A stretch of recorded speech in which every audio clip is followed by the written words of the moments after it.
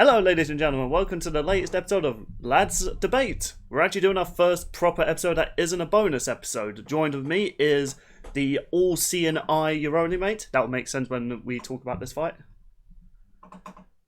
I see all and nothing when I blink. And coming in with some very outdated music and dancing is Sean. I didn't really have a clever quip for his opponent. There you go. I mean, do you know what? That scene will never be outdated. But yes. Thank you, Chris Pratt. Yep. Thanks, James Gunn, for putting Guardians of the Galaxy on the map. But yes, people, we are doing Leela being represented by your only mate versus Han Solo represented by me, surprising reasons, and we're having Star-Lord represented by Shawnee. The first ever lads triple threat, baby. Let's go. Yep. So you may be thinking, wait a minute, if all three of you are debating this, who's going to choose the winner? You guys. When you watch this video, the poll will be up at the same time this video comes up, or the next day if I forget to do that. So yeah, you get to vote on who will win the first ever lads debate for this year, minus the bonus one. Which, speaking of, so our bonus episode, Dragonborn versus Cross Tag Battle Yang Xiaolong. While Dragonborn did win the official episode, he slaughtered the poll as well. He won by 91%. This means that the Dragonborn has taken back his old record from Monster Hunter. The fuck? Yeah, I mean, to be honest, I conceded that, you know, maybe Cross Tag Battle Yang is not really compatible with Dragonborn. I think this just goes to show Elder Scrolls lore is like, there's no other way to say it. So, comments from... It's a complicated mess. Yeah, I think next time we have an Elder Scrolls type character, we really need to make sure they're on the same power length, and just even Arsenal, man, it was just so... It was screwed from the start for Yang. I'm sorry, Yang, I tried my best. Funny enough, though, comment from Yang the Insane. Yeah, this is a no-brainer, even with Blaze Blue scaling Dragonborn sweeps. Yeah, now, I'm not sure if this is true or not, because I was talking to her in private messages about this. Apparently, the Black Beast is not a universal threat. Everywhere I looked when it came to the lore of BlazBlue, it did seem as though the whole point of that creature was, though, to, well, end everything. So, if someone can confirm that, if the Black Beast is planetary or not... I thought people buying your argument of Susano would have been, like, proof enough of multiversal, honestly. Oh, yeah, that's it. That's another thing. Yeah, Susano. Like, okay, canonically, Yang from BlazBlue hasn't fought Susano, but in the context of, like, you know, just when we were doing like the Bakugo matchup, we were scaling them to all their competition, so it only made sense to do that again for this. From Starshock, our biggest supporter, already gave my 2 cents on this debate, but holy crap, that last poll. I was there to see it in real time and still almost don't believe how it went. I think that's in reference to yeah, he mentions it. Considering how the DBX poll went way back when, maybe I shouldn't be surprised it took one swing vote to tie, but still. Yeah, to be honest, like, when we did the lads debate for Bakugo versus Yang last year, that was surprising. That seems to be like the closest debate for, like, for Death Battle. I think that matchup is going to happen someday, and it's going to be interesting to see, like, who they decide, because one side is going to get angry, like, no matter what. Why do I find it kind of ironic that Yang not only had the closest debate in lads history, but also the most one-sided? Yeah, that's kind of interesting now that you say that. Final comment I'll read out from Fireball RKO, still one of the most baddest names we've had. I was heavily thinking Dragonborn wins this before I saw this, but I think this goes well with the Death podcast, but again, that's just me. Good job, guys. Yeah, I mean, people, we're doing Lads Debate as a separate thing for this year. If more of you guys like it as its own separate thing, or if you want it to be attached to Lads Discuss Death Battle, let us know in the comments below, and we'll decide what to do for next year. I think we're just mainly going to do this until we're just bored of it and we just move on to a new topic, really. That's kind of how we do it even with our games. But yeah. Considering Purple got inspired from us and is doing his own debate show now, I mean... Well, guys, we need to hit Purple with a cease and desist. Someone make a meme of the day out of that. Anyone got Phoenix Wright's number? Oh, goddamn. Alright, but enough God stalling. damn it. Got it. Yeah, if you want to leave us more comments, be sure and to get a shout out for the next video, leave them in the comments and, well, we'll read them at the start of the video. But speaking of starting, let us represent our spaceship captains. Starting off with, as you see in the thumbnail, Leela. Well, we should just throw this out there. So we're counting both the captains themselves and taking their ships into account. Yeah, yeah, that's a good point. So we're looking into their spaceships, and we're looking into the, well, arsenal and skills of the captains. Because if we did just go by spaceships, not as interesting, to be honest. So, mate, are you ready? Just getting my timer ready. Oh, I had the timer ready. Yep. Well, I might as well have one on my end just in case. It can't hurt to double prepare. Yeah. That's what he said. And I'm ready. Go! Good news, everyone! It's finally time to talk about a franchise Death Battle has yet to cover. So, I will just say, welcome to the world of tomorrow! I had a feeling you would start with that. Yeah, I had Nice. to be into Had to. I mean, haven't you heard of a thing called showmanship? Anyway, so, 1,000 years in the future, heads are alive in jars, somehow, don't question it. All sorts of alien life roams across the planet. And there's a whole bunch of laws which are just plain weird. But amongst this new society... Oh, so Florida! Amongst this new society is Planet Express. If you need something delivered anywhere in the universe, no matter how dangerous the trek, this company will do it. Because as their slogan says, our crew is expendable, your package isn't.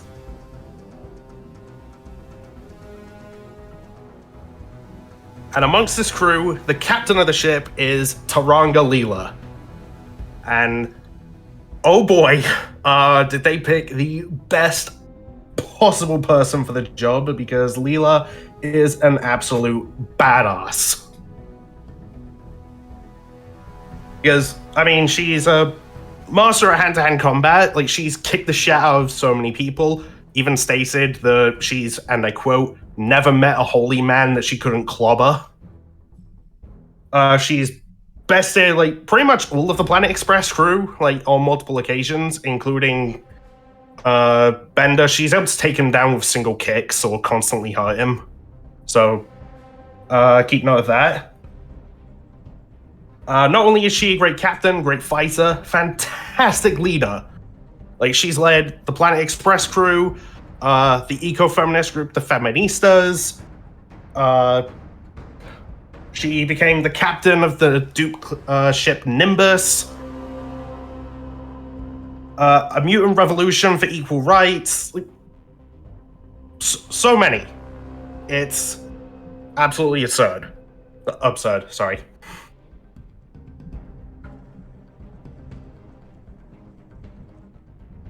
And I mentioned mutant because at the start of the series, we're led to believe that Leela's a one-eyed alien, like the last of her species. Turns out, no, she was born on Earth as a sewer mutant, but the least mutated mutant ever born. So she just has one eye, that's it. Honestly, underrated twist. Yeah. No, that episode is great. Like, the moment she finds her parents and has that hug, like, if that doesn't make you feel, like, come on.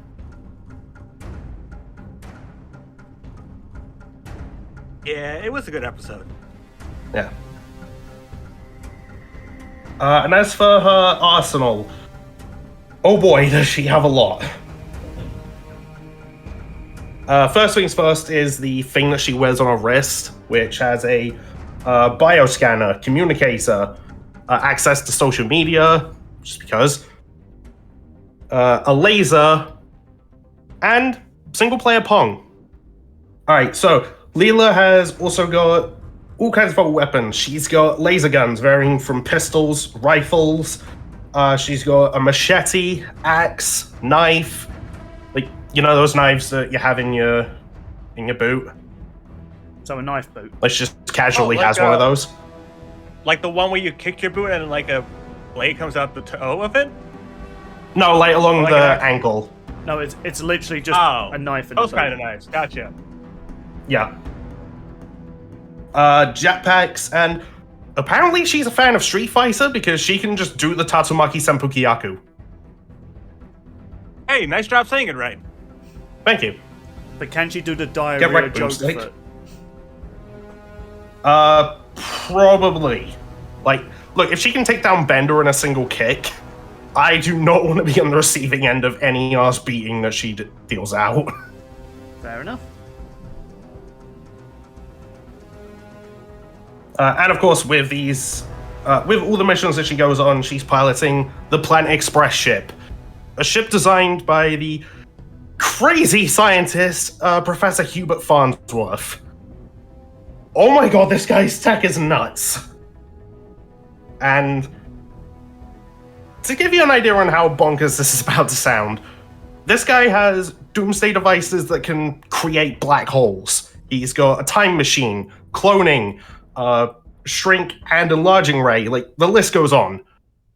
But his prized invention is the ship's dark matter engine, which, oh boy, okay, so he states that it can let the ship travel between galaxies within hours, and let me tell you, its feeds back that up.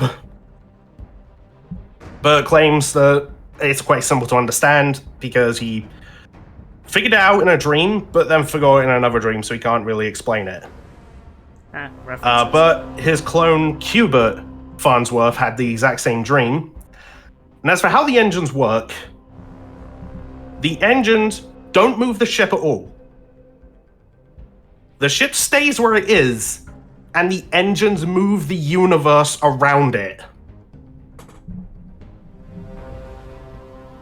And this is the ship that Leela pilots. Jesus. I have a counter argument to that, but we'll wait.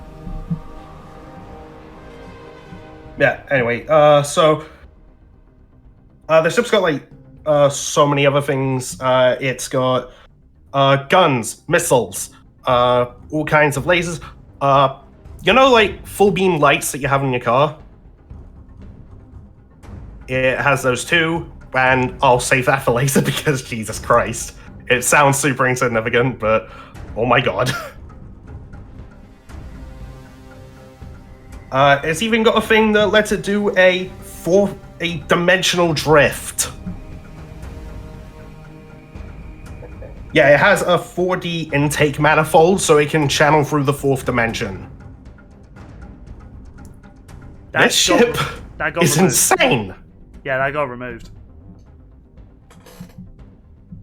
Because they nearly died. Wait, when was that stated? That's pretty obvious, because they rebuilt the ship, and no doubt they didn't use it again, because otherwise they would get out of more situations. It's cartoon logic. But anyway. I thought we were gonna save the counters for the debate aspect, Bill. Yeah, sorry. Yeah, Bill. Sorry. Thanks my for the mistake. interruptions. Sorry. I think that's a point deducted. Okay, first of all, do you know how much you interrupted Yang versus Dragonborn, mate? Allow me to play a montage. Astronaut. A storm astronaut and even spirit dragons. That's right, he can conquer many spirit dragons. They're like the serpent kind, by the way, not the big ones with wings. Oh, like Xiaolong dragons. Into a chicken, or just making you really, really angry. Yeah, isn't the effects on that thing just random? Yeah. It's random because of the Daedra God it once belonged to. There's many people in Ruby when they get punched by Yang. I'm just like, your inside should be your outside from that punch. Aura plus anime physics. Indeed, which aura will definitely come into play. So I'll assume after the 4th time, that's it, she's out. But she doesn't even... Plus, it turns her hair into a golden fire.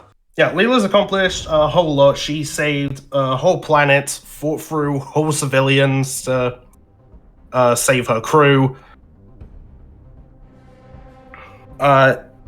She even saved the Sun people from Sun God. That happened. But one of her most insane feats was when encountering a 4th-dimensional space whale.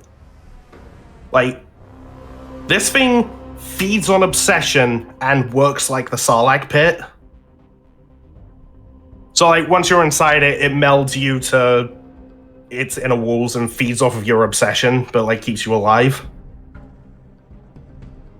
When Leela, unfortunately, got consumed by this thing, her obsession was so great, she overpowered the will of a 4th-dimensional being and piloted it through space and time. Someone give this woman a lantern ring. Her obsession was to finish her delivery.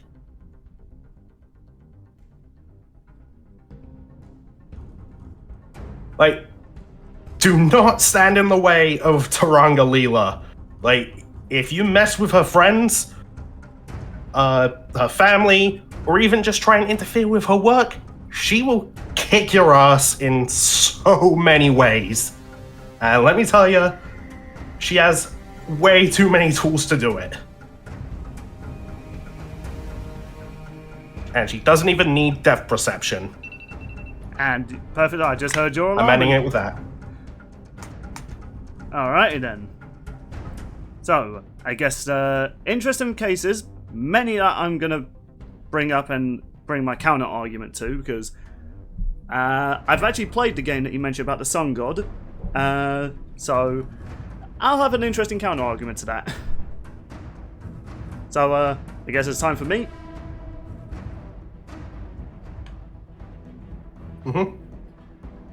Alrighty then. In 3, 2, 1. So, in a galaxy, long ago, far, far away, and no, not in the Shrek place, there was a man who lived on a shit of a planet, to say the least, where crime was rampant, and he had to work for, well, depending on which continuity you go for, he either worked for a weird worm street thug gang leader, solo film's weird, or he just did loads of small jobs for others or street rats and crime syndicates at the age of 16. I will say, evidently, school careers are not as great in Star Wars as they are in real life. Actually, no, they're pretty much on par. So, Han Solo decided, like, living as a street rat was not getting him any credits, as in money, that is the currency of the Star Wars universe. Or if you live on the Mon Calamari planet, it's fish guts. Seriously, so many planets in Star Wars you just don't want to live on. They suck. Han Solo, eventually, during the time when he was growing up, the Jedi Order was destroyed and a new empire was rising. So, understandably, the Empire had already dominated the entire galaxy, and Han got a job as an Imperial Navy officer, both in Legends and in the continuity of Disney. And to many people's surprises, Han Solo is considered the best pilot in the universe. Not only that, he was one of the best pilots that the Empire ever had on, even though he only had a 20% success ratio. Yeah, the Empire said he has a 20% chance of passing, and he passed with flying colours. And to give you an idea how good he is, he made the Kessel Run. Within context, what happened, he basically managed to pilot a ship out of a black hole. After working for the Empire for a while, he decided, yeah, you know, maybe working for some dictators isn't really for me. He eventually ran into everyone's favourite fluffy boy, Chewbacca, and they became smugglers. Now, did they make a name for themselves? Holy shit, yes they did. Han Solo is considered the top 4 most wanted criminals in the entire galaxy. He's known by Darth Vader, Jabba the Hutt, what are they called again? Those weird little guys that are into spice.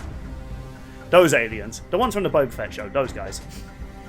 But any sort of organization that has to do with crime, like the Black Sun and the not White Fang, I think they were called the Dark Fang. They were basically space pirates, but they had just as many connections, if not more, than Jabba the Hutt. And Jabba the Hutt, he is considered the second strongest faction in Star Wars, even bigger than the Rebel Alliance and even the Empire.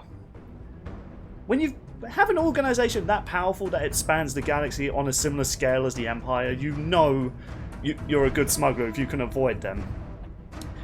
In fact, he's one of the few guys that nearly killed Darth Vader. No, I'm not kidding about that. In one of the novels of The Empire Strikes Back, Vader comments how if he didn't move fast enough, Han Solo would have had a direct shot in his head. Yep, people cannot look at Darth Vader says Han Solo nearly killed him. In the scene, where he's waiting them for dinner. Which is, to me, out of context, still kind of hilarious, just thinking Vader's just been sitting in that chair waiting for some people for food. And he made such a name for himself, though, he is considered... You might not see it a lot in the movies, though. He's actually a brilliant hand-to-hand combat fighter. In one of the fighting pits in one of the novels, he managed to take on 3 Trandoshan fighters in a one-on-one fight. As in, not a one-on-one, 3-on-1, as in Han Solo had to fight 3 Trandoshans.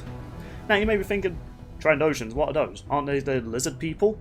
Yes, lizard creatures that hunt Wookiees. Wookiees that are strong enough to tear apart metal walls and, insert that Lego clip, tear off your arm. Now, and these Trandoshans though, they are trained to fight Wookiees. In fact, many of them have many Wookiee pelts on them to show their victories. Han Solo fought 1 to 3 and won. Without his blasters, without any gadgets. Speaking of gadgets, we have his classic, what's the name of it again, just so I don't butcher it from the Star Wars people. It is called, when I eventually get to it, the DL-44, which might seem like a small, weak pistol, but man, does this weapon have many functions. For one thing, it can never run out of ammo. Canonically, that's not a video game thing or anything like that. It is literally unlimited ammo. He never needs to charge it. The only time it runs out of ammo is when it overheats. And I did want to test how long it takes to stop overheating. Literally 2 seconds. After that, he can activate rapid fire mode. He can use it as a sniper rifle and hit enemies from a distance.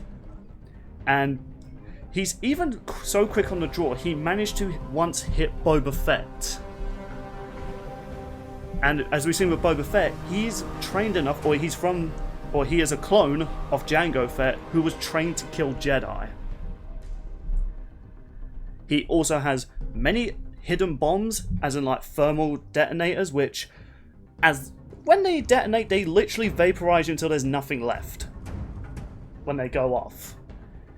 He has little C4 mines he could just plant on walls and they remain hidden except for Han Solo. And if you end up walking past that, yep, you're going to blow up. But even if you don't walk past it, he can just manually detonate them. He can use shields, so he shields his body from projectiles. And of course, though, he has other weaponry as Mate brought up with Leela as well, sniper rifles, machine guns, and even shotguns, which... It's kind of funny how in many of the movies we've never actually seen a shotgun from Star Wars, but it's always in the video games. I don't know, that's just something I always noticed when I was researching this. He also though has a disintegrator rifle. In one of the Star Wars Jedi Knight games, you literally have a sniper rifle which doesn't matter where it hits you, you're dead. You instantly disintegrate. Downside is it does take 5 seconds to charge up. But this thing is instant. It can even shoot through lightsabers. Yes, you can't deflect this. So even lightsabers can't deflect it. If you try it, doesn't matter. You're going to get sniped. And And trust me, it took me a long time to try and find an active lobby in one of the Star Wars old multiplayer games to actually test this on a lightsaber user. I died a lot of times, people, for that research, just so you know. Damn. Now, of course, though, let's talk about the Millennium Falcon. This spaceship is, I'm not even joking, this is what it says on its official wiki page, like by the official Star Wars build. It is considered the fastest ship in the entire galaxy. Now, this is said more than the continuity of the canon now, like Disney. I'm not sure whether that's changed in Legends. It's always just said it's the fastest ship. It's also one of the deadliest ships.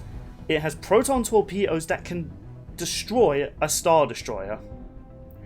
To give you an idea how powerful a Star Destroyer is, these things are capable of blowing up nearly half of a planet the size of a moon.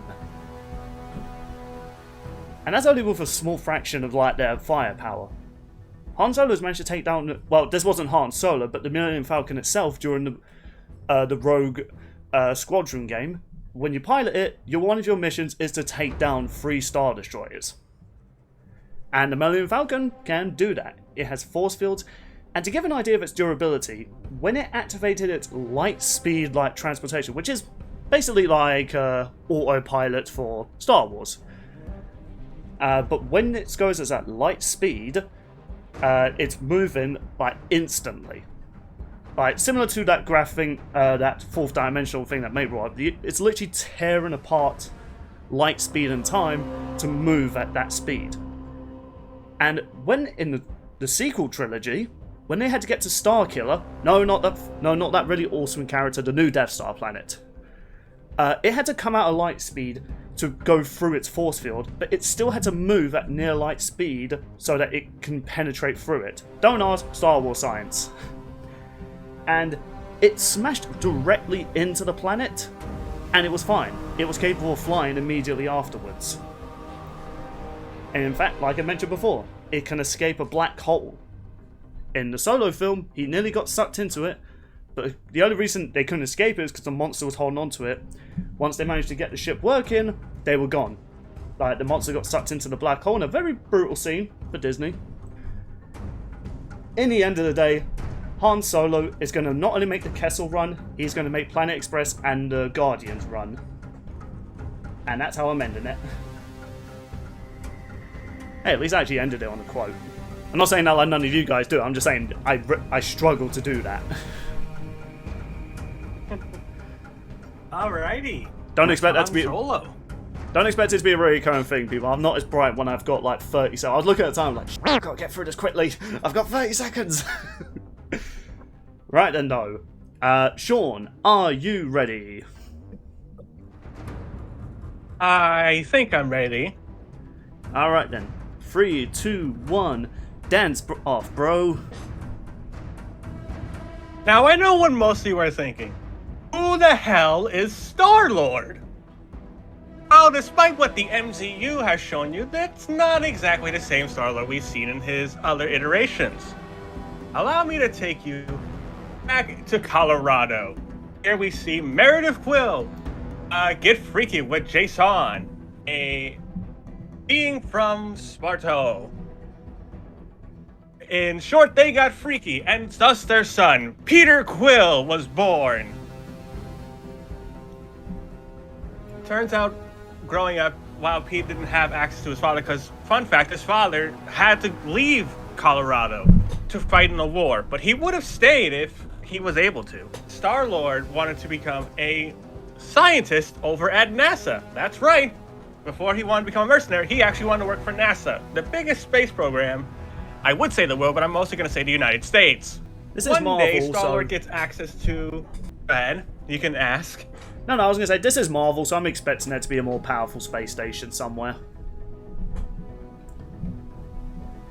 Later on in life, Star-Lord went out to explore the cosmos, but his first ever ship kind of malfunctioned and left him stranded. He was found by Ravagers, led by Yondu. And Yondu kind of took Peter in to be his adopted son, even though Peter tried to steal his ship. It kind of felt a little bit of a mutual respect, despite the fact that Star-Lord actually did beat all the pirates on the ship and defeated Yondu, and just kind of left on his own. While Peter did work for the Ravagers for a bit, later on in life he encountered the Fallen One. Does that name sound familiar to anybody? No? Well, how about this statement? The Fallen One is a herald of Galactus. That's right, Peter encountered a herald of Galactus early on in his journey. Huh. Small world. Or let's Believe it get or a not, small galaxy. Despite Peter's limited experience, thanks to his knowledge and a little bit of firepower he was able to get, he almost defeated the Fallen One. But due to the destruction the Fallen One caused, well, Peter did feel guilty for the amount of lives taken, he turned himself into the Nova Corps. In short, the Nova Corps are the equivalent of Green Lanterns. Eventually, Peter was able to meet up with Gamora, Drax, Groot, and even Rocket to escape from the Nova Corps, and thus become the Guardians of the Galaxy. However, Peter, despite his other teammates, Peter knew he had to set himself different from his other compatriots. Being the leader, he decided to more so focus on the talking and firepower. Yes, I know Rocket has more firepower, but if you need a silver tongue, Star-Lord's your man. But in case he has to fight, despite what the MCU tells you, the quad blasters. No, that's not actually a thing in the comics, really. Instead, Star-Lord has the elemental gun. This elemental gun is firing a variety of elements, including fire, water, earth, and air. Hey, it's Avatar: The Last Airbender, but in gun form. So Jack and Daxter, basically. And you know how I was saying that Nova Corps are basically Green Lanterns? Yeah, Star-Lord's weapon is powered by his willpower. It's also a hybrid of a Green Lantern ring, also on steroids. And he can summon his gun at the speed of thought. And luckily for Peter, he's really a quick thinker. Despite what everyone says, Peter's actually smarter than people give him credit for. Like the Kree, he was the one who designed all their defense systems. And even in his older comics, he once touched a super alien computer and understood how it worked just by touching it. Huh. He understood it and was able to disable and hack that computer very easily. I'm just going to pause the timer because I just need to make this comment live. When I was really expecting us to get the MCU type of Star-Lord, the one who's all funny, goofy, makes one-liners, makes 80s references. But now I'm just like, this guy's basically Han Solo if he was Einstein. Yeah, I think the thing with the main difference between the comics and the MCU is that they don't really portray Star-Lord's intelligence the best. Not really, no. No. Star-Lord he's street smart. is a lot brighter than people give him credit for.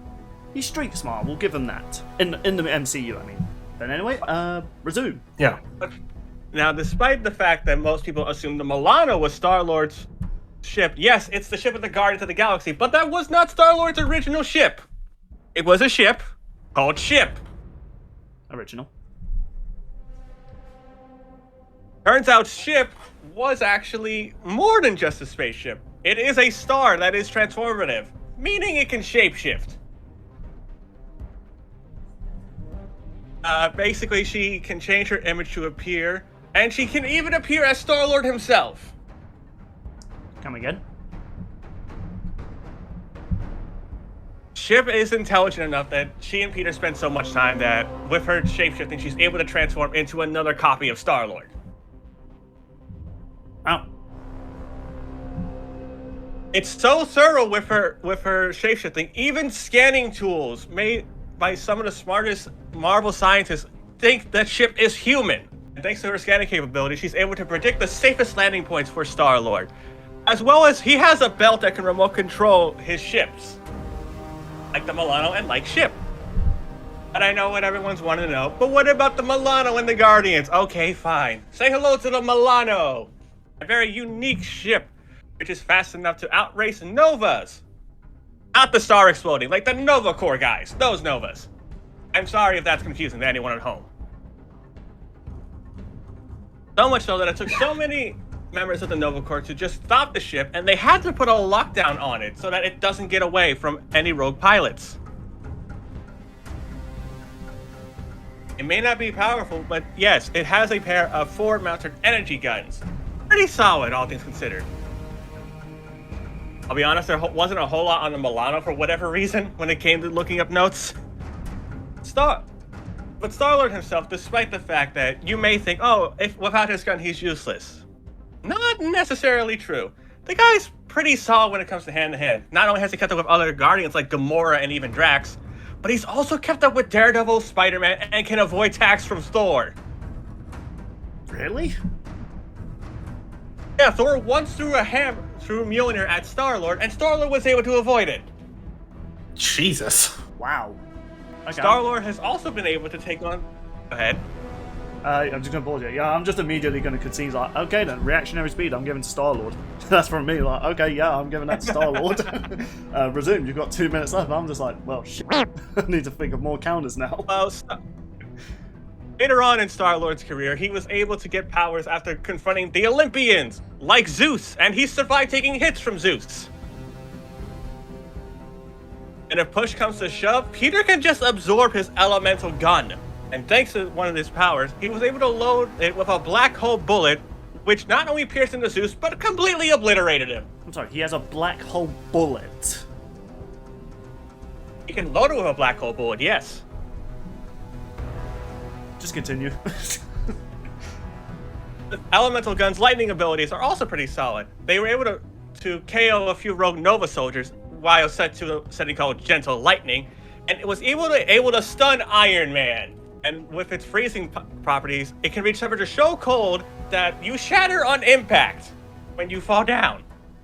Basically, think of absolute zero. Overall, Star-Lord is a lot more than people give him credit for. Yes, the Guardians are an impressive bunch of rogues and for some a lover interest. But don't underestimate the Lord of the Stars, and Peter Quill will make you know who the Star-Lord is. That's a pretty good one to end on. I think that was the best one. Alright then, so that was our 10 minutes. So now we're going to spend half an hour sounding like people who've never been laid. I think, honestly, everyone seems pretty even when it comes to hand-to-hand. Yeah, alright. So is that a good segue to start our 30 minutes? As soon as it starts, I'm just going to start with a joke argument. Alright, and away we go. Okay, so both Star Wars and Marvel are fictional franchises in Futurama. Leela knows about both of them. Boom, she wins. Fair enough. But that sounds like a cop-out. Counterpoint. Star-Lord can seduce Leela, because he was able to persuade Ultron. Wait, hold on. I'm going to pause the timer. I'm sorry, what? Did he seduce Ultron? He was able to He persuaded Ultron. Not seduced, persuaded. His silver tongue is that damn good. Okay, I thought you were going to say he seduced him. Oh, God. He could. Fanfic writers, please, don't take this out of context. Alright, let's resume. Okay. So, before we talk about their ships, let's talk about the pilots themselves in, like, combat. Now, I am curious, because we didn't allow Sean to give much info on it. Well, it's 10 minutes, to be fair, a very short time. But people, we're not going to go... If we gave 15 minutes to each other, this would be way too long. So what Star-Lord's like hand-to-hand combat type of skills like? Has it been stated like what he specializes in? I mean, or let's talk about comics Gamora, because in the movies, she's stated to be the universe's deadliest assassin. Whether that's just a title by the people or if that's a fact, what exactly is Gamora's reputation in the comics? I bet you want to go into Gamora and not just consider, oh wait, but he fought Daredevil. Daredevil's Gamora. He's impressive, but not on the scale as Gamora if we're going by like threats they face. No, Gamora was once able to stalemate Roman. Harmed a Nova Corps member, drew blood from Captain Marvel, and harmed and knocked out She-Hulk. I had to ask. That's right, she was able to take... Go ahead. No, that's it. Just I had to ask. So, it's also arguable that Gamora is actually strong enough to kill Thanos. Oh yeah, that part I do know. Okay, now... Okay, impressive enough he's able to keep up with the Gamora. I don't think Gamora is on par with someone like Darth Vader. Now, yeah, Darth Vader uses the Force, so he cheats. Yeah, but that's the thing. In the novel I mentioned, in the Empire Strikes Back version, in fact, even Boba Fett is actually scared of Han Solo, because Han Solo is much faster than he is on the quick draw. Like, he's one of the most skilled gunmen in all of Star Wars. And nearly killed Boba Fett while he was blind. Yeah. If we're talking speed-wise, though, Gamora should be faster, considering she spars with Thanos on a regular basis and can dodge his attacks. Okay, in fact, since we're going with legends, guess who Darth Vader's managed to defeat? Starkiller. Starkiller? Yes, Starkiller. Now, sure, Starkiller's gotten some wins over him. They're both even in terms of who's won fights, though. And Darth Vader is able to go toe-to-toe with, like, armies of Wookiees single-handedly, like, as we saw in that amazing opening to Star Wars Force Unleashed. And I love that so much. Remaster when? Oh, please, I want to play it. It's so good. But yeah, Han Solo, though, was so fast, he was able to quick draw on him, and Vader thought to himself, like, he didn't say holy shit, but that would be amazing. Holy shit. But yeah, the idea that Vader actually was impressed with his quick draw, that he nearly did say, wow, he could have killed me. Like, that's a rare compliment from Darth Vader. This is a man that killed the Jedi Order and some children, which we've memed so much in the years of doing lads content. Yeah, and just the internet as a whole. Yeah, that's true. And enough about Star-Lord, though. Okay, so mate, you brought up that sun god thing. Yeah, in the game it's revealed he's just an average Joe. Like, he has. Oh yeah, I know. Yeah, in fact, he dies by laughing too much. It's still one of the funniest ways the boss fight ends. He laughs so maniacally, he accidentally laughs too far back and falls into the lava pit.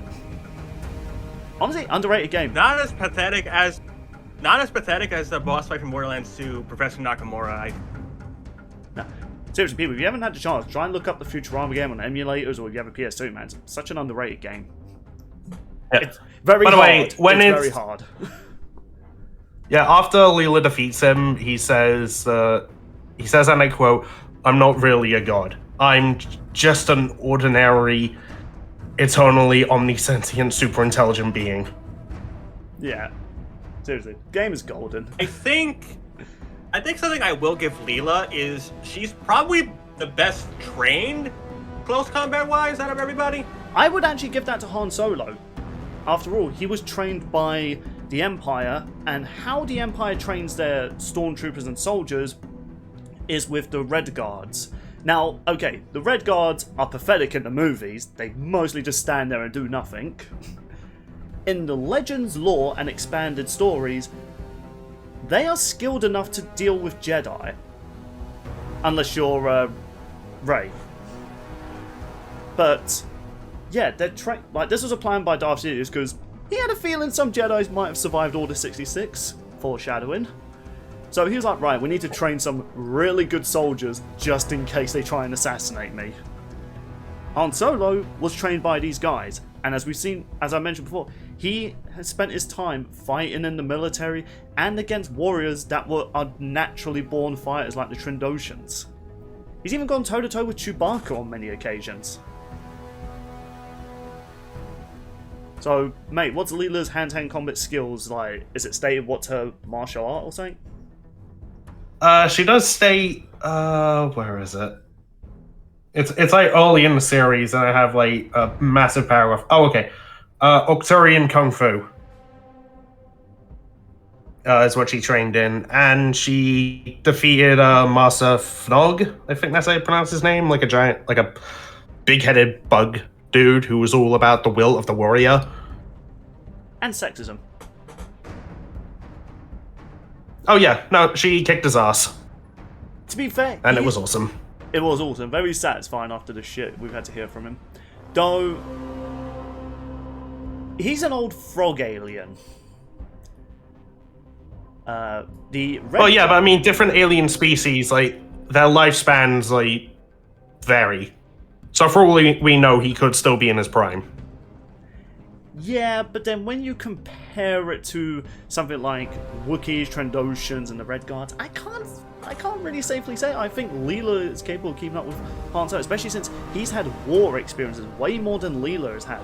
He's fought in both the Civil War during the Star Wars Rebel era. He's fought in multitude of wars in the expanded lore, even ones that had to involve Luke Skywalker's new Jedi Order. He had to be on the front lines fighting alongside Jedi against a really powerful threat that came from another universe. Star and Wars I can yet- definitely understand going to Han. And yet Leela's still able to take on entire armies by herself. Like, including an entire hostile civilization, which was trying to kill Fry because he drank their emperor. Okay, for context, these people are made of water. Wow, so scary! She defeated water people. And an army of skeletons on the surface of the sun. To be fair though, again, I will bring out the game, that city is protected by a shield so the sun doesn't burn it. But even then, I'm just picturing Leela will just do her fancy moves and Han Solo's just going to do an Indiana Jones and just shoot her. Like, he's that quick on the quick draw. I mean, Leela's got guns too. Also, if we're talking speed, I remember I said she can pilot the Planet Express ship. Yeah? It has, like, varying degrees on, like, how fast it's, like, supposed to be. But at fastest, it was capable of traveling to the edge of the universe and back within an hour and a half. And this is not the first time it's traveled to the edge of the universe and back. That's fair enough. There's something I'm not sure if you accidentally or you purposely forgot to mention. The ship has an AI that does help with the piloting. This was confirmed in some of the earlier seasons. Not after Bender dated and dumped it. No, they still have the AI, it's just not a reoccurring character. Oh, other. Guess what? Han I could do pilot his think ship that without an AI. Look, everyone has an insanely fast ship. We know this.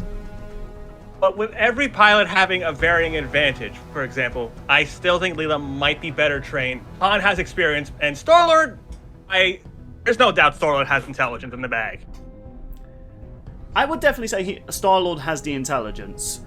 Because, I'm also trying to think, like, whether, like...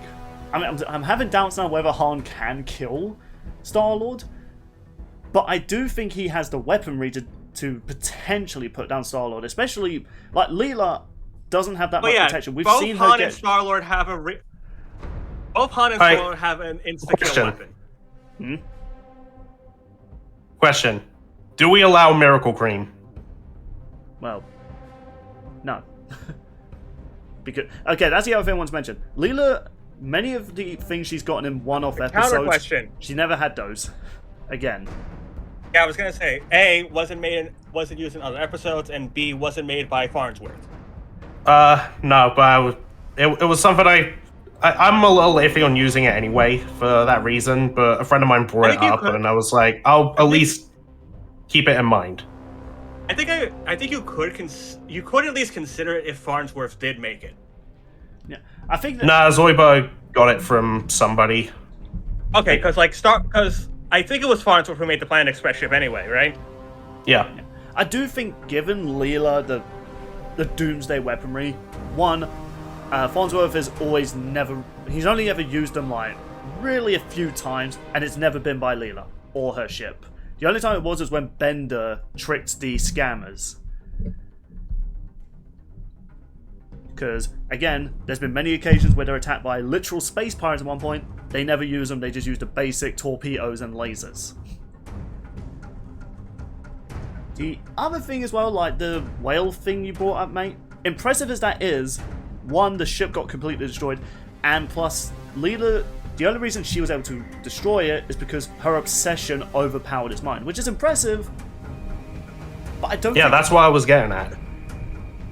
I would argue, as impressive. At least for Star-Lord, being able to defeat a Herald like Galactus is almost, if not slightly more impressive. I think they're on the same level, honestly. Yeah, I could buy that. But the other thing about, like, Han Solo's, like, arsenal as well, like I said, he has a gun which, the moment that hits you, even if it just hits your arm, that's it. Your whole body just gets completely vaporized. What's stopping either of the other two from dodging it? Because honestly, I reckon they're both fast enough to just do that. Well, then you could argue that for Han Solo with their mini weaponry, because Leela's guns, as I've seen them in many shows, they're impressive. Counterpoint. Yeah. Star-Lord can just grab that gun, and it becomes the element gun. True. That's actually a thing he does. True. Wait, he can just turn other guns into the element gun. It's after he absorbed his elemental gun. He once was able to absorb a spaceship-sized gun, and thanks to this one, it was able to have the power to kill an avatar of Dormammu. Okay, that is kind of impressive. Dormammu's not someone you mess with. Oh god. Fun fact about the elemental gun, because I have a feeling, you could disarm Star-Lord of it, but it's coded to his DNA, just like Winter Soldier's gun. So either with a Han or I was about to say Leela, Princess Leela. So if they get the gun, it wouldn't work. It'll just stop working. Yeah, so an unironic edge is that Star-Lord could just use their arsenals against them. America, could we have that be a thing for your guns for the future, where if someone steals your gun, they can't use it? Oh, who am I kidding? They're not going to take reason. Also, just do extensive background checks and mental health checks, and don't just give everyone a gun. That's also good advice. Yeah. I think Leela's wrist-mounted device could help her in a way. What else? What was it able to do again? It's got a laser, bioscanner. Okay, the laser's the only thing that's really going to help. Yeah. Well, to be fair, It's the basically bioscanner like could help James Bond's. Yeah, go on. I think the bioscanner could help if either Star-Lord or Han are trying to get a sneaky advantage on her. That is true, that is true. But the other thing as well... Maybe. I was also thinking, it's like with James Bond's laser watch. Who's going to see that coming? Oh, trust me, all the crazy stuff... Probably Star-Lord. Yeah. Also Han Solo, I mean, for one, do you know how much weapons Boba Fett has on his armor? Every time he's tried to surprise Han Solo... Han Solo has a big price on his head. Boba Fett's never gotten close to catching him. Or when he does, Han Solo always has a counter to him. This is a man who has defeated Jedi and has gone toe-to-toe with Vader. Yet Han Solo, he struggled to defeat. You can even see that in the movie. When Vader disarms him, that's when Boba Fett comes out. Because he's like, well, yeah, I've got Darth Vader on my side, I win. But, let's actually talk about their ships, because I'm just going to say it, the Millennium Falcon's way tougher than the Planet Express ship. The Planet Express ship has been broken. I don't know about that. It has been destroyed by so many small things. Heck, in one of the special movies, it tried to escape from a tentacle monster and got squished by a dome. The Millennium Falcon is strong enough to fly through Star Destroyers. Wait, hold on. You mean when it flew into the Diamondium sphere? Yeah. Oh wait, no, it was Diamondillium. Well, regardless. So it sounds like, Anyway. from what I'm understanding, each ship has their own advantage too. Planet Express is definitely faster. The Millennium Falcon has higher firepower. Ship has more versatility. Yeah, I just also want to throw this out there. There's a Futurama episode that starts with a supernova exploding and the Planet Express ship is right there. Yeah, the Millennium Falcon's actually survived those sort of things before. He's even managed to escape from a black hole without any significant damage done to it. Heck, it moved at the light speed that you could argue is comparable to the Planet Express ship into a Star Killer base, Oh, and it was fine. I don't know. Why do you not know? Well, you just say, oh, it travels at light speed, right? So how does Star Wars jump speed is? It's like an instant transportation thing.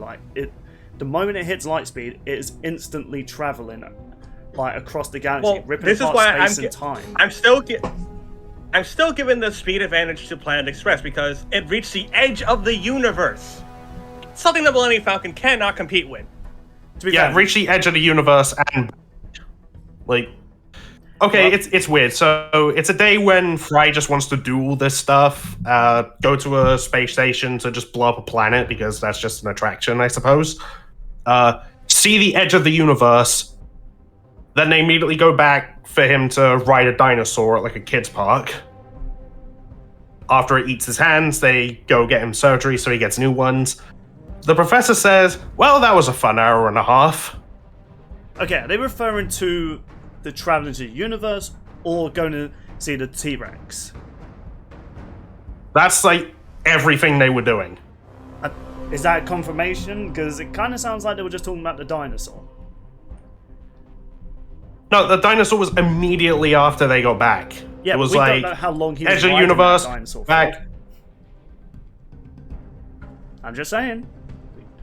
For all we know, he was riding that thing for an hour and a half. Still, the fact that it can get to the edge of the universe, and it's done so on multiple occasions, is absurd. Yeah, Including the corner of the universe, a swamp planet to find a guy called Adoy. That's a pretty funny image in the game. It's literally a corner and a planet's just chilling there. And while that is impressive, I will give it that, but again, remember that war that I mentioned that took place after the events of the Rebel Civil War? Well, they had to actually cross their universe to get to the other universe to fight this threat. And guess whose ship was also involved in that journey? The Millennium Falcon. I think. And that's with the grab jump. I think. Sean, there's the image. It's literally just a corner of the universe. Jesus Christ, Futurama. That's an interesting depiction. Yeah. There is some debate whether this game is canon because there are things that got retconned in it, and it's confusing. I won't say the ending, Sean, in case you ever want to look up or play it yourself. But yeah, the ending's weird. Yeah, it raised a lot of questions. I was considering a video game for Star-Lord for research notes, but I decided against it because they gave him an Infinity Stone. Yeah, that's fair enough. Because, spoilers for the game in 3, 2, 1, he used it to defeat Ego. And he was able to wield it. To be fair, wielding the Infinity Also, Stones in Marvel Comics isn't as impressive as it is in the movies where just wielding it can kill you. Unless you're just Also, that powerful. Yeah. I think if Star-Lord is able to at least touch any of the ships, he'll be able to understand how they work and how to destroy them. Like when he did this! Yep, this is from his old comic book days, folks. Wow, Wait, what is happening? This is really old. Remember when I said he understood machines by touching them? That's basically what's going on here. Jesus Oh. Christ, man. Star-Lord is a walking Swiss Army knife. However, though, his mortality, how well is he done against blasters? Because he has been hurt by lasers in the past. He has, but he's taking hits from foes that are more powerful than blasters, like Zeus and Hephaestus. And fun fact about Hephaestus, he was able to stab Hephaestus with an arrow, and Hephaestus is too fast for the god to react. Okay, I am slightly leaning to more Star-Lord as this goes on. But I still hold on to my gut that I do think Han Solo destroys Leela. Because even if you wanted to say whether the Falcon was more powerful than Planet Express, or Planet Express is more powerful than the Millennium Falcon, the captains themselves... I mean, the engine moves the entire universe. Well, the way I'll look at that is like this. How good is Leela's blaster? Because I think she's with a blaster in the show before. Yeah. Well, I mean, they're basically just like standard laser guns, which, okay, so safe to say they fire at like light speed, like lasers and stuff. Okay. Except So- here's the thing. Okay. When Professor Farnsworth was trying to explain all this sciencey stuff to his clone, Cubert Farnsworth, the whole thing about the ship traveling between galaxies and whatnot, Cubert says, that's impossible, you can't go faster than the speed of light. Hubert says the scientists increased the speed of light. Okay, well... It doesn't say, like, by how much, but that is a thing. In Futurama, the speed of light is just faster. Okay, that's a very vague, but there's no explanation for it. And plus, we've seen characters who aren't as powerful dodging lasers, like Fry. He's dodged lasers. Here will be my point, I think. I think, since we're talking like Leela versus Han, I combined the two for some reason. I think when it comes to range combat, I think you can give that to Han Solo. But close range, I have to slightly give it to Leela. Okay, so... Yeah, if Leela gets in close, and I just want to throw this out there. What was the name of this freaking planet? And when I have to write so much down. Okay. At one point, the crew was sent on a delivery to Stumbus 4. I think that's how you pronounce it. Anyway, so they were delivering pillows to some hotel, and the planet had really intense gravity. Leela stated that each pillow weighs about 150 pounds. Now, given the average weight of pillows, which can range from like 3 to 5, so that'd be like between 30 and 50 times gravity. Leela just no-sold that. She stepped off the ship, was barely inconvenienced. All that happened was that her hair was heavier. That is impressive, but you remember the armor that General Grievous wears? That is capable of deflecting lightsabers and surviving like starship level explosions?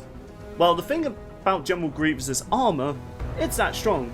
His Magna Guards also wear similar armor, which Wookiees have casually shown they can tear with their bare hands. Clone Troopers even said this in one of the Battlefront games.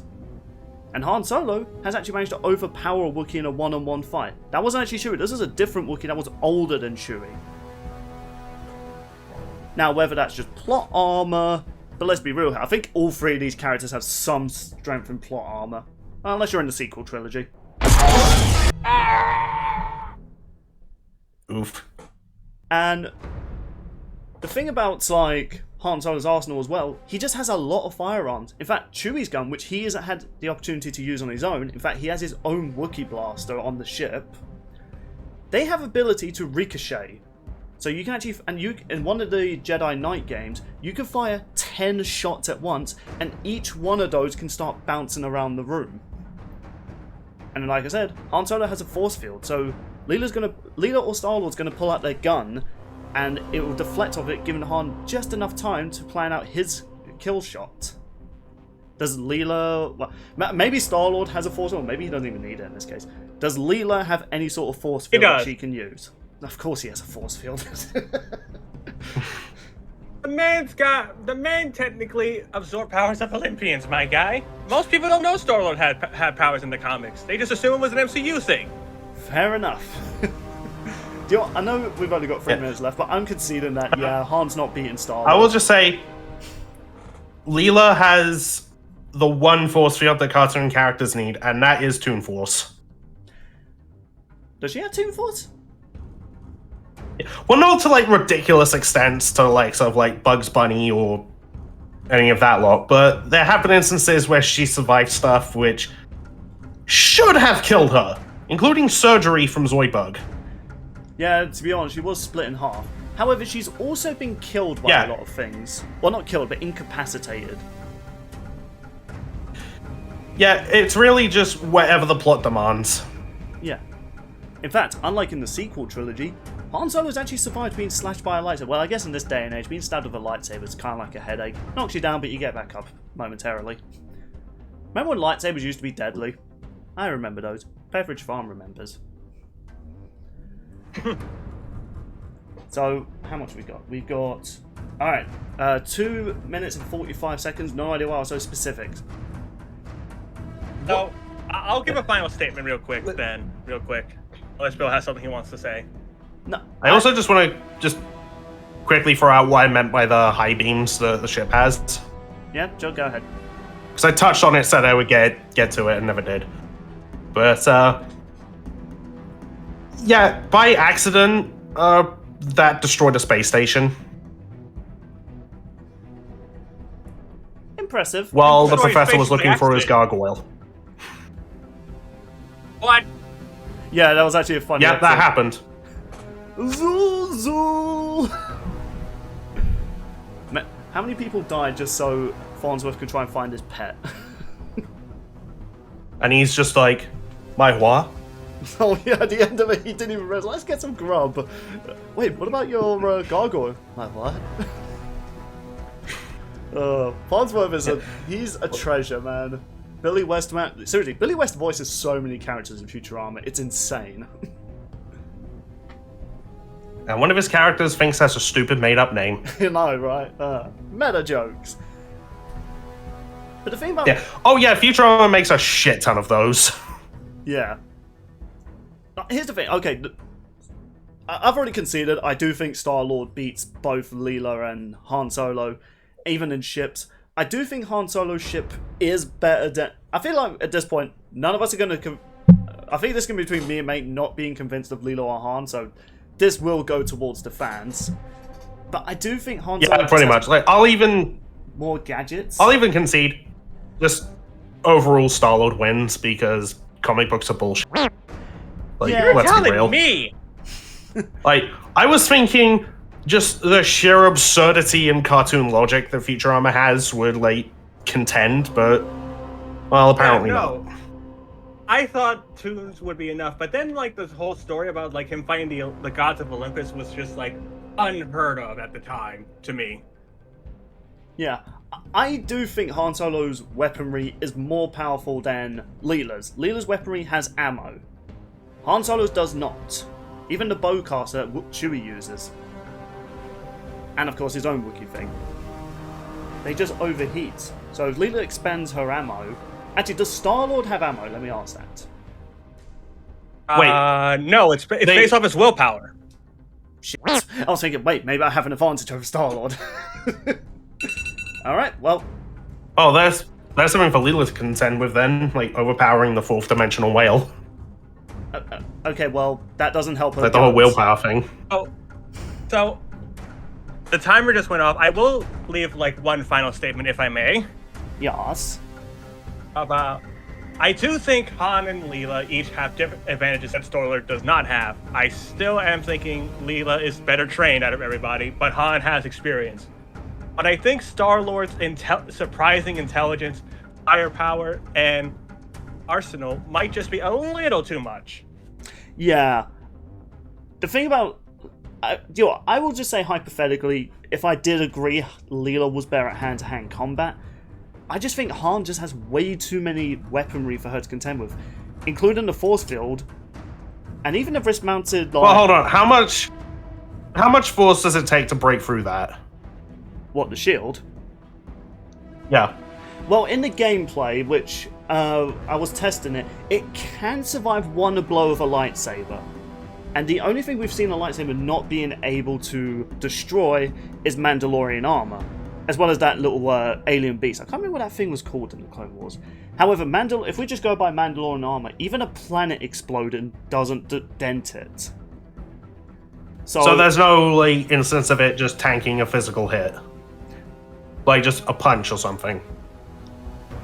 No, I'm trying to think if there's like another weapon. Is there like another melee? I don't think there's another melee. Oh, actually, yes. Gamorrean axes. I just remembered. In one of the Battlefront 2 games, you can have Gamorreans wielding axes that just go for a free-for-all on the Jabba the Hutt planet. Yeah, your shield can survive against those, I remember. So for how long? I think it's on the same level as like a pistol. I'll have to go back on that, but the fact is it can survive physical hits. Okay, well, I'm just thinking because Leela can consistently hurt people like, Bender and Zoidberg, and, well, just how super strong Bender is. I'm not scaling to the time he moved the Earth, because that was, like, with a vent thing, not just his physical strength. Zoidberg, on the other hand, defeated Clamps, who was able to hold back the Planet Express ship. Actually heard Santa, who did the same thing. Impressive. Well, I guess... Yeah, Sean, Santa exists in Futurama. Well, to be fair, he was built to be a Santa Claus. Yeah, but then something went wrong, and he judges everyone to be naughty.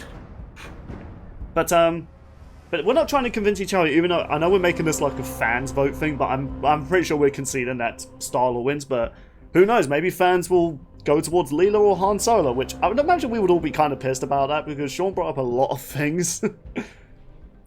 Actually, again, I think everyone has a unique advantage over each other. I also have two more just like stupid arguments.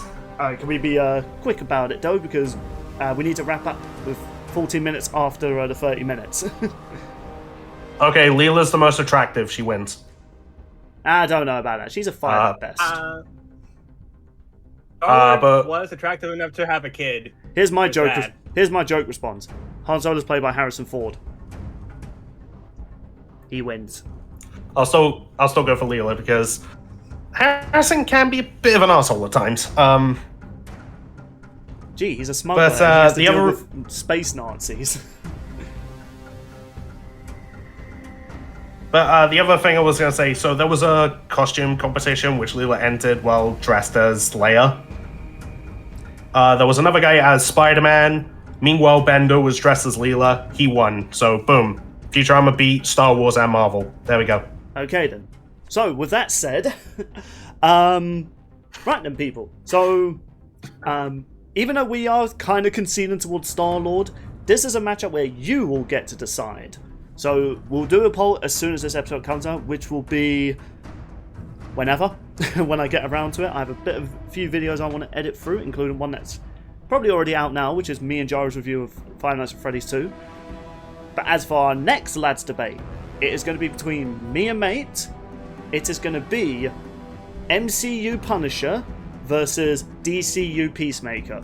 Not their comic book counterparts, because I think it's very clear Punisher wins in the comic book scheme of things. So, and plus, Peacemaker, John Cena's coming to Mortal Kombat 1, Season 2, and apparently Season 3 have been greenlit. And it has been confirmed the Peacemaker stories are going to be set in the new DCU, not the previous ones. So everything that happened in Season 1 is canon towards Season 2 and 3. But for the record, people, no, I'm not going to be including Mortal Kombat 1 feats, because in those, that means Peacemaker can kill Liu Kang, who can summon a black hole. Yeah, that's bullshit. Who knows, maybe this is going to be another lad's outdated quote, and he's going to kill Superman in the new DCU. So, yeah, the other thing I'm going to announce, because I keep forgetting I'm going to announce this, the lads are going to have a Discord. When it will be announced, I'll announce when it's officially open on my community tab as well as Discord. And, well, right now we're going to sort out, like, what are going to be the tabs, what you can hang out in, and all that good stuff. So, yeah, vote for who you think wins. Does Leela win? Does Han Solo win? Does Star-Lord definitely win? Let us know in the comments down below who you were more convinced by, and we'll see you for the next time.